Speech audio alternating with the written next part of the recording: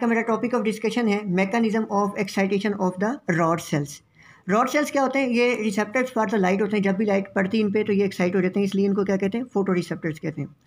अब जितने भी बॉडी में रिसेप्टर्स हैं उनको अगर हम देखें ना तो उनकी एक्साइटेशन का मैकेनिज्म क्या होता है कि लेट्स सपोज ये रिसेप्टर है तो इसकी जो मेम्ब्रेन है जब भी इसका पोटेंशियल हो जाता है पॉजिटिव तो ये उस वक्त हो जाता है एक्साइटेड। इस फिनोमेना को कहते हैं डीपोलराइजेशन। लेकिन जब दूसरे रिसेप्टर्स की कंट्रास्ट में अगर हम रॉड सेल्स की बात करें तो ये इस तरह के रिसेप्टर्स हैं कि जब ये उस वक्त एक्टिव होते हैं जब इनकी मेम्ब्रेन का इनसाइड पोटेंशियल जो होता है वो नेगेटिव हो जाता है। और नेगेटिव पोटेंशियल होने के फिनोमेना को कहते हैं हाइपरपोलराइजेशन। तो इसका मतलब unlike other receptors in the body rod cells का भी एक्टिवेट होते हैं जब ये by the phenomena of the hyperpolarization या जब इनकी मेम्ब्रेन का पोटेंशियल हो जाए इंट्रा रॉड पोटेंशियल यानी कि मेम्ब्रेन के इनसाइड जो पोटेंशियल है वो हो जाए नेगेटिव। अब ये नेगेटिव पोटेंशियल इनसाइड क्रिएट कैसे किया जाता है? Simply by the decrease in the conductance of the sodium ion. क्योंकि सोडियम आयन आपको पता है कि क्या है, ये एक पॉजिटिव आयन है। जब इसकी कंडक्टेंस सिंपली रॉड सेल्स के अंदर रुक जाएगी तो क्या होगा? पॉजिटिव आयन अंदर आएगा नहीं तो अंदर क्या हो जाएगी? नेगेटिविटी क्रिएट हो जाएगी। तो ये फिनोमेना हो जाएगा हाइपरपोलराइजेशन।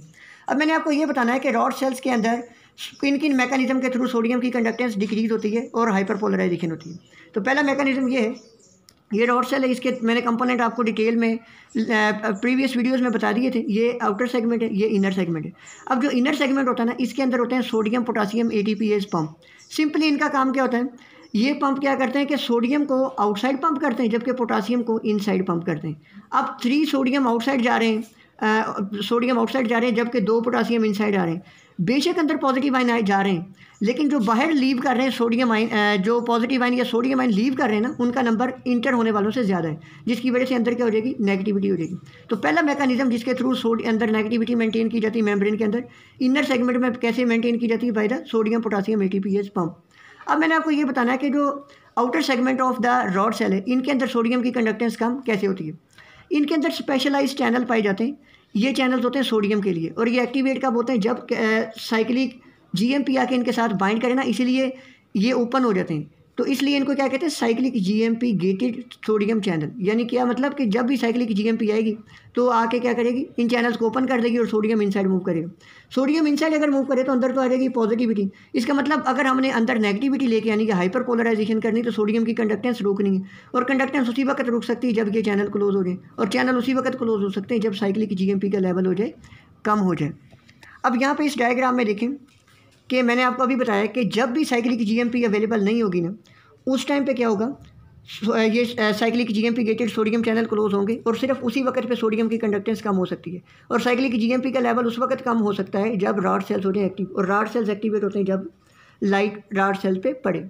जबकि डार्कनेस की बात करें तो उस टाइम पे अभी लाइट नहीं पड़ी होती तो रॉड सेल्स इनएक्टिव होते हैं। इनएक्टिव क्यों होते हैं? क्योंकि अभी साइक्लिक जीएमपी का लेवल है ज़्यादा। जब साइक्लिक जीएमपी का लेवल ज़्यादा है तो ये चैनल ओपन है। जब चैनल ओपन है तो सोडियम देखें higher concentration to lower concentration move कर रहा है, अंदर पॉजिटिविटी है। और जब ये रॉड सेल इनएक्टिव होते हैं उस टाइम पे इनका मेम्ब्रेन पोटेंशियल -70-80 की बजाय कितना हो जाता है? -70 मिलीवोल्ट, यानी कि बढ़ के पॉजिटिव हो चुका होता है। जबकि जब रॉड सेल्स एक्टिवेट होते हैं उस टाइम इनकी मेम्ब्रेन का पोटेंशियल कितना होता है? -70 टू -80 मिलीवोल्ट। अब मैंने आपको ये बताना है कि साइक्लिक जीएमपी का लेवल लाइटनिंग की वजह से कैसे कम होता है और कैसे फिर जो है वो चैनल जो है वो क्लोज होते हैं। अब आप इस डायग्राम को देखें, ये रॉड सेल है। रॉड सेल की आउटर मेम्ब्रेन डिस्क मैंने आपको बताई थी कि उसके अंदर जो रिडॉप्सन पाया जाता है। ये जो डिस्क है ना, ये मेम्ब्रेन डिस्क बना रही थी, उसका एक पार्ट को मैग्नीफाई करके दिखाया गया है। अब आप यहाँ पे देखें कि ये रिडॉप्सन पड़ा हुआ है।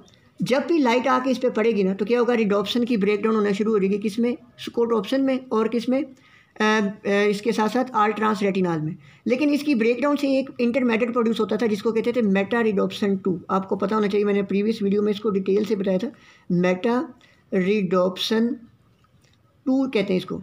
मेटा रिडॉप्सन 2 का दूसरा नाम क्या होता है? Activated form of the rhodopsin. यानी सिंपली कह लें कि जब लाइट आके पड़ती है इसके ऊपर तो रिडॉप्सन एक्टिवेट हो जाता है in the form of the meta rhodopsin 2। जब मेटा रिडॉप्सन 2 की फॉर्म में ये एक्टिवेट होता है तो अब का इस अल्टीमेटली इसने करना क्या होता है कि साइक्लिक जीएमपी के लेवल को कम करना होता है ताकि cyclic GMP gated channel close हो जाए और सोडियम आयन की कंडक्टेंस हो जाए कम। तो अब ये करते कैसे कि जैसे ही ये रिडॉप्सन एक्टिवेट होता है in the form of the meta rhodopsin 2, ये मेम्ब्रेन में पड़ी एक प्रोटीन है जिसे जी प्रोटीन ट्रांसड्यूसन कहते हैं, उसको एक्टिवेट करते हैं। जब ट्रांसड्यूसन एक्टिवेट होती है तो ये एक ऐसा एंजाइम जो कि मेम्ब्रेन का पार्ट ही होता है, साइक्लिक जीएमपी फास्फोडाइएस्टेज, उसको एक्टिवेट करती है। फास्फोडाइएस्टेज को एक्टिवेट करने का मकसद ये होता है कि साइक्लिक जीएमपी को ब्रेक डाउन करके लेवल इसका कम कर दें। जब फास्फोडाइएस्ट्रेज एक्टिवेट रहेगा तो साइक्लिक जीएमपी की ब्रेक डाउन होती रहेगी। जैसे जैसे साइक्लिक जीएमपी की ब्रेक डाउन होगी, साइक्लिक जीएमपी का लेवल बहुत कम हो जाएगा। जब साइक्लिक जीएमपी का लेवल बहुत कम होगा तो डेफिनेटली ये चैनल के साथ बाइंड नहीं कर सकेगा। जब चैनल के साथ बाइंड नहीं कर सकेगा तो चैनल हो जाएंगे क्लोज और सोडियम की कंडक्टेंस अंदर हो जाएगी कम, जिसकी वजह से अंदर आ जाएगी नेगेटिविटी और हो जाएगी हाइपर पोलराइजेशन। तो अब यहाँ से जो शॉर्टकट रूल आपने याद रखना है वो ये याद रखना है कि एक्सपोजर है ना, जो एक्सपोजर ऑफ द लाइट ये इनवर्सली प्रोपोर्शनल है level of the cyclic GMP और डायरेक्टली प्रोपोर्शनल है हाइपर पोलराइजेशन। वो कैसे, आप देखें जितना ज़्यादा एक्सपोजर ऑफ द लाइट होगा उतना ज़्यादा ये कैस्केड चलेगी, और जितनी ज़्यादा ये कैस्केड चलेगी उतना कम हो जाएगा साइक्लिक जीएमपी का लेवल, और जितना कम साइक्लिक जीएमपी का लेवल होगा उतने ज़्यादा सोडियम आयन क्लोज होंगे, चैनल जो है वो क्लोज होंगे। जब जितने ज़्यादा सोडियम चैनल क्लोज होंगे तो सोडियम उतना ज़्यादा अंदर नहीं आएगा और उतनी ज़्यादा हो जाएगी हाइपर पोलराइजेशन। अब सवाल ये है कि हाइपर पोलराइजेशन कितनी देर के लिए होती है। जब ये कैस्केड चलती है तो हाइपर पोलराइजेशन तकरीबन 0.3 सेकंड के अंदर क्या हो जाती है, मैक्सिमम पीक तक पहुंच जाती है, और 1 सेकंड तक जो है हाइपर पोलराइजेशन रहती है। अब मैं आपको इसके साथ बात कर लेता हूँ कि सेंसिटिविटी जो है ये मैकेनिज्म कितना सेंसिटिव हो सकता है। अब सिंपली आप ये बात याद रखें कि अगर 30 से 40 फोटान आए ना, 30 से 40 फोटान, वो आके क्या कर देते हैं, 30 से 40 फोटान आके काफ़ी ज़्यादा जी प्रोटीन को एक्टिवेट करते हैं, क्योंकि काफ़ी ज़्यादा रिडॉप्शन एक्टिवेट होता है 30 से 40 फोटान से, और काफ़ी ज़्यादा जी प्रोटीन ट्रांसड्यूसन एक्टिवेट होती है, और ये कैस्केड चलती है। जब ये कैस्केड चलेगी 30 to 40 फोटान से hundreds of the sodium channel जो हो सकते हैं ना वो क्लोज हो सकते हैं। जब hundreds of the sodium channel close हुए तो मिलियंस ऑफ द सोडियम आइन जो अंदर मूव नहीं कर सकेंगे, उनकी कंडक्टेंस कम होती है। तो 30 to 40 photon millions of the sodium आइन का ब्लॉक कर देते हैं इनसाइड आने से। तो इसका मतलब ये बड़ा सेंसिटिव मैकेनिज्म है। और सिंपली आप याद रखें कि सिंगल लाइट का पैकेट जो होता है, एक फोटान जो होता है ना, वो क्या करता है, उसकी वजह से जो मेम्ब्रेन पोटेंशियल जो नेगेटिव होता है कितना होता है, 1 मिली वोल्ट पोटेंशियल को में कमी लेके आता है, 1 मिली वोल्ट की हाइपर पोलराइजेशन करवाता है सिंगल फोटान। तो ये एक बहुत सेंसिटिव मैकेनिज्म है। और आपने इंपॉर्टेंट बात ये याद रखनी कि रॉड सेल जो होते हैं ये मोर सेंसिटिव होते हैं।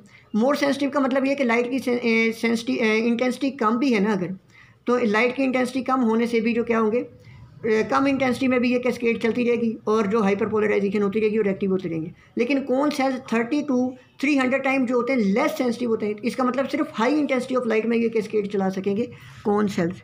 और लास्ट में मोस्ट इंपॉर्टेंट बात जो मैंने अभी आपको बता दी है, एक्सपोजर ऑफ द लाइट का मतलब दूसरा ये भी होता है कि इंटेंसिटी ऑफ द लाइट।